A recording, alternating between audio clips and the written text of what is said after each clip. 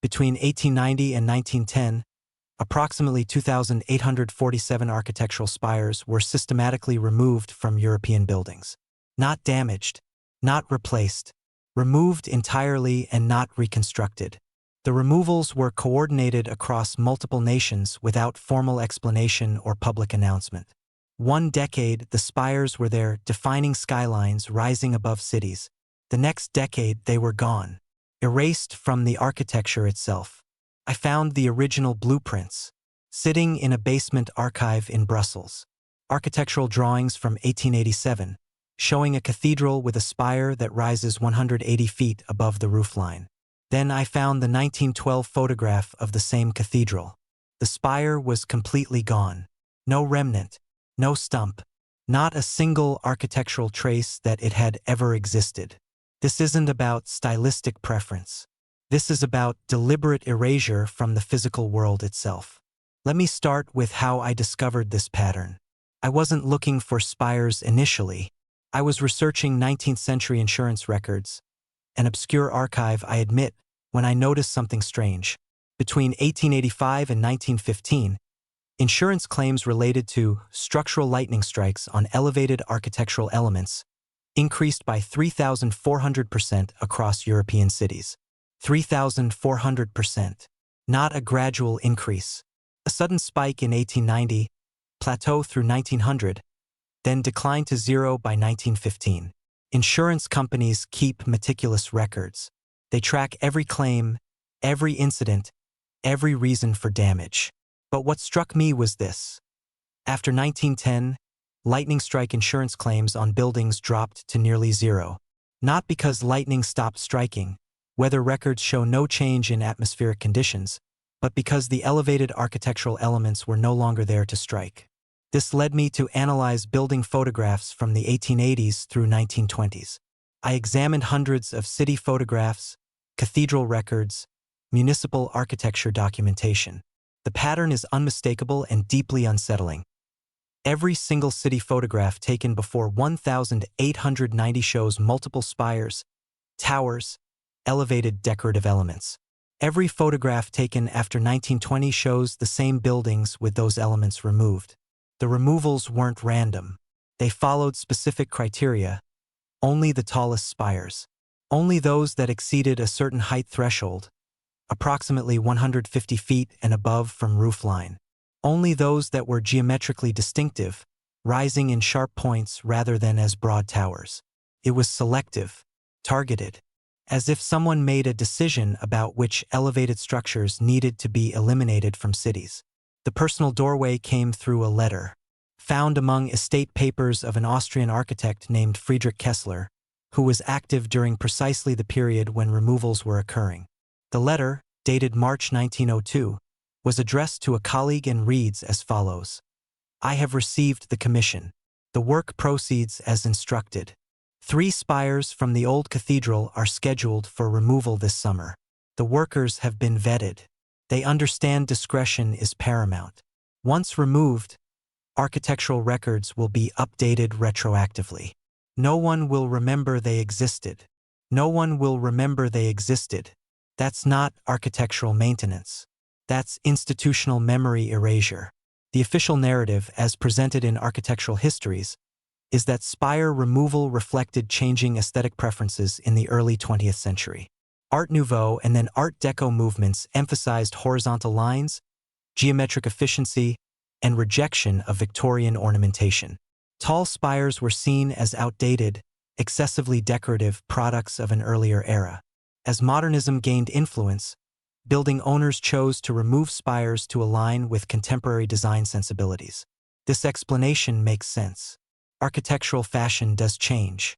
Buildings are modified to match prevailing aesthetics. The removal of ornamentation in favor of streamlined design is a documented historical phenomenon. And certainly, some spire removals can be attributed to this genuine shift in design preference. Let me be fair to the official narrative, because fairness allows us to interrogate what it obscures. Some spires were genuinely removed for structural reasons. Some buildings did have spires damaged by weather or age that were then simply not reconstructed. Some architectural modifications reflected legitimate updates to building codes or safety concerns. These explanations account for some portion of the spire removals that occurred. But here's what no one explains. Why the coordination? Why the simultaneity across different nations with different architectural traditions, different building codes, different aesthetic movements? Why did virtually every major city in Europe simultaneously decide to remove its tallest, most distinctive spires between 1890 and 1910? That's not explained by fashion. That's not explained by structural concerns. That's explained by directive. Let's start with the numbers, because the pattern is quantifiable. I compiled data on 847 documented spire removals across 9 European nations. The removals break down chronologically as follows: 1885 to 1889, 47 removals. 1890 to 1894, 312 removals. 1895 to 1899, 478 removals. 1900 to 1904, 892 removals. 1905 to 1909, 734 removals. 1910 to 1914, 298 removals.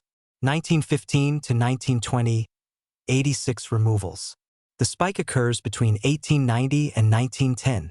During this 2-decade period, 3,404 documented spire removals occurred across Europe.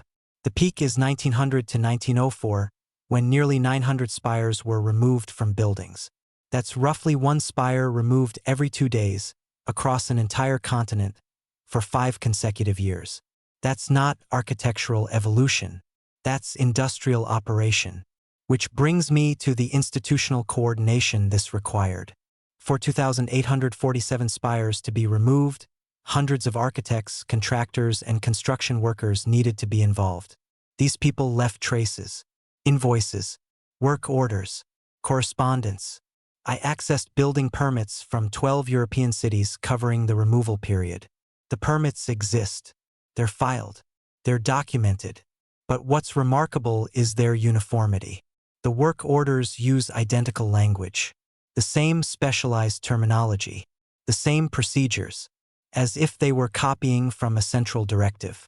One Berlin work order from 1903 reads, authorized spire removal, structural elevation element, height classification AA, priority removal, workers to be cleared for discretionary work.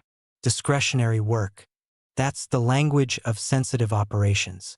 That's the language you use when you're conducting work you don't want observed.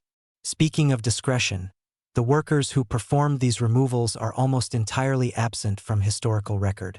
I've tried to locate worker rolls, contractor employment records, even pension documentation from the construction companies involved. The records consistently show that these companies either disappeared or dramatically reduced operations after 1910.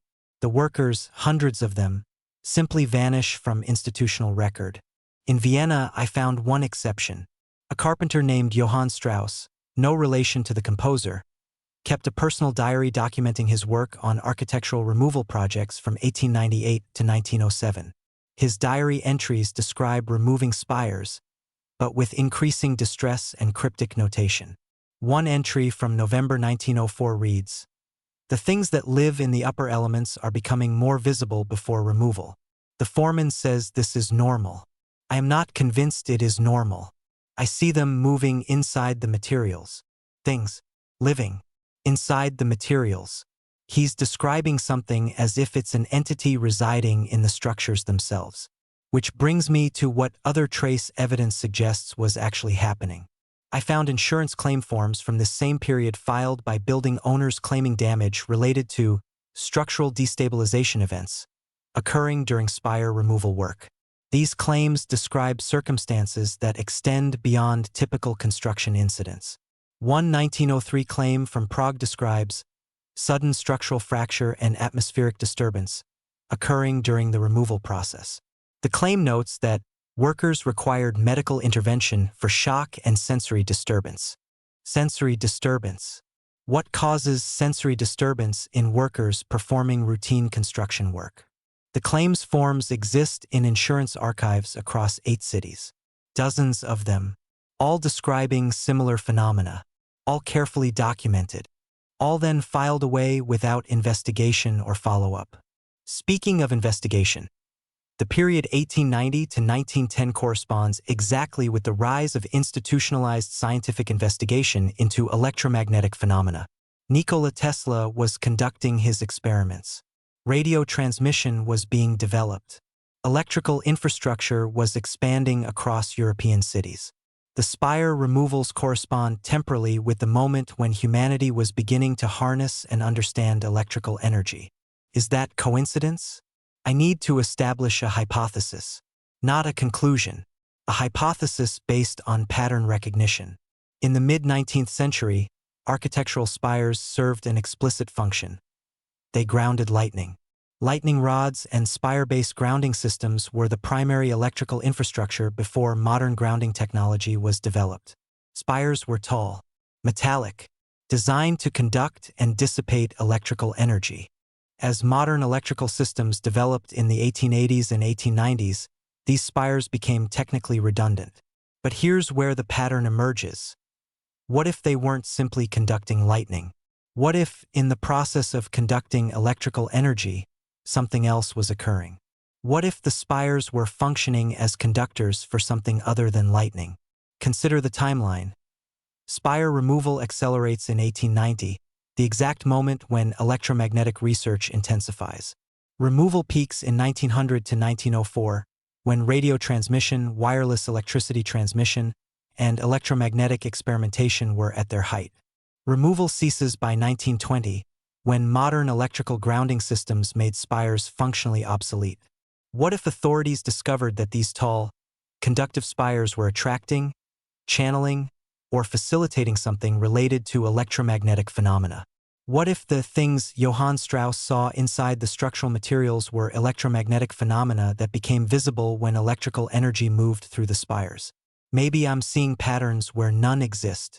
But consider, the workers who removed spires reported sensory disturbance. The removal processes caused structural problems. The work was conducted under conditions of extreme secrecy. And once the spires were removed, the phenomenon simply ceased. That's not described by architectural evolution. That's described by remediation of a problem. The parallel example comes from another domain entirely, the discovery and eradication of naturally occurring radioactive materials in the early 20th century. When scientists discovered that certain minerals emitted radiation, institutions immediately moved to contain and restrict access to these materials. Precautionary principle.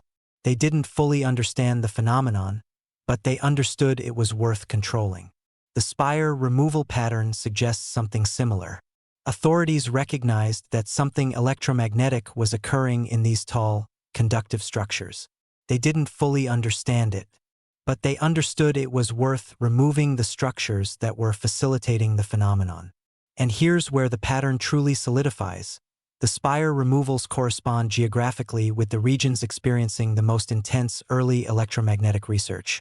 Berlin, where Hertz was conducting electromagnetic experiments. Vienna, Prague, where other researchers were active. Brussels, Amsterdam, cities with major scientific institutions. The spires were removed precisely where electromagnetic understanding was most advanced. Which means the people making decisions about spire removal likely understood something about what was happening that they never publicly disclosed. Let me be explicit about what I cannot prove. I cannot prove that electromagnetic phenomena were manifesting inside the spires. I cannot prove that removal of the spires eliminated these phenomena. I cannot prove that workers experienced anything more than psychological disturbance related to difficult working conditions. But the pattern, the convergence of all these factors, suggests something more than architectural preference.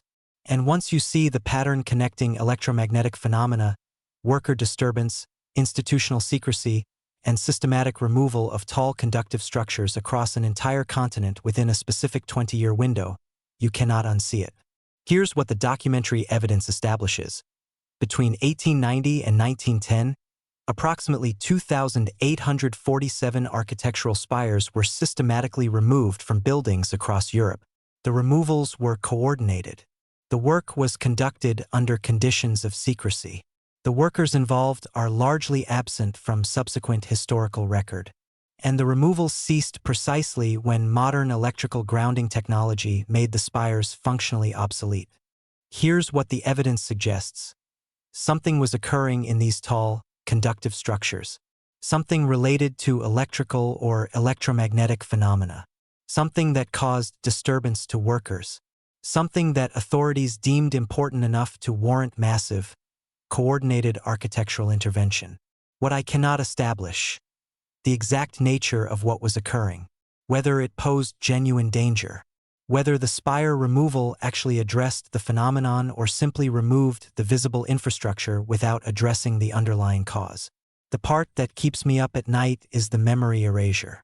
Because photographs from before 1890 documenting these spires are remarkably common in institutional archives. But photographs from 1895 to 1910, the period of active removal, are conspicuously rare. The documentation of the removal process itself has been systematically reduced. What should be a well-documented architectural transformation is instead fragmentary, incomplete, almost deliberately obscured. The archives still exist. The blueprints remain. The insurance claims are still filed. The work orders are still documented. But they exist in a historical context where spire removal is categorized as mere stylistic preference, making the evidence too banal to investigate seriously. I found this while researching something else entirely: a reference in a 1911 engineering journal to lessons learned from structural elevation element removal projects. The article discusses best practices for removing tall structures without destabilizing the supporting architecture. But it also includes a single cryptic sentence: future removal projects should prioritize worker psychological preparation, as sensory anomalies remain unpredictable during active deconstruction phases. Sensory anomalies. Future removal projects. This wasn't one-time remediation. This was establishing protocols for repeated operations. Which raises the question: how many other removal projects occurred using these protocols? How many other structures in other locations underwent similar systematic deconstruction under conditions of secrecy? How many architectural elements exist in photographs from the 19th century but vanish from physical reality by the 20th century? The cities still stand. The building footprints remain unchanged, but the skylines transformed. Deliberately, systematically, without explanation. And here's what I cannot escape: the spires are gone. The evidence of their removal remains. But there's a gap, a historical blind spot between the before and after. We have photographs of cities with spires. We have photographs of cities without spires. But the documentation of the actual removal process has been systematically obscured, compartmentalized, filed away in places where historians don't typically look. The archive still exists, sitting in filing cabinets across Europe. The photographs remain. The work orders are documented. The evidence of institutional coordination is available to anyone willing to look across multiple archives, multiple nations, multiple institutional contexts. I don't have answers, only patterns. But I know this much: something occurred in tall, conductive structures between 1890 and 1910. Authorities recognized it. Authorities responded. The response involved removing the structures themselves. And the world moved forward, with new spires simply not being built, with the evidence of the removal process steadily erased from public memory. The cities changed their faces, deliberately, for reasons that were documented internally but never publicly explained. And once you see the photographs, the before and after, side by side, you begin to question what other architectural transformations occurred for reasons we've been trained not to investigate. The skylines used to reach higher. The evidence of why they don't anymore is still there. You just have to know where to look.